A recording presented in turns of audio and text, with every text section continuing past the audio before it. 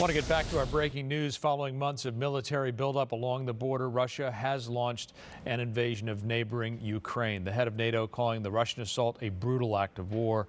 KTLA's Trevor Shirley is live this morning in Washington, D.C. Trevor, we're awaiting remarks from President Biden, but let's talk to you first. Hey there, Frank. Good morning. Yeah, we're expecting the president to start talking at any minute now. Some new information coming in, though, at this moment.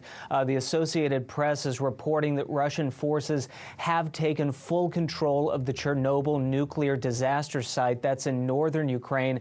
It's not exactly clear at this point why that was an early objective of Russian forces. But again, the Associated Press reporting that Russia has taken control of Chernobyl after heavy fighting with Ukrainian forces. These attacks were something that the White House had warned about for weeks, and then last night those warnings finally came true. Even a last-minute emergency meeting of the UN Security Council wasn't enough to convince Russia to back down. Reports say Russian military attacks are coming in from Ukraine's northern, eastern, and southern borders.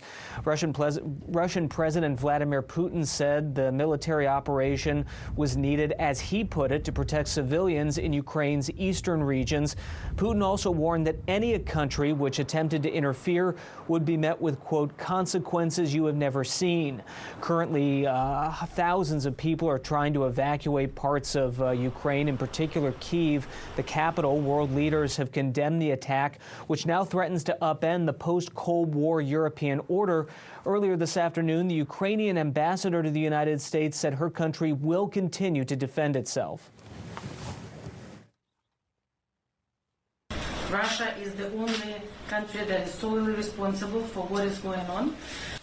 They have attacked us. We're doing everything possible to save every life in Ukraine, but also we're doing everything possible to defend our country. And earlier today, President Biden held an emergency virtual meeting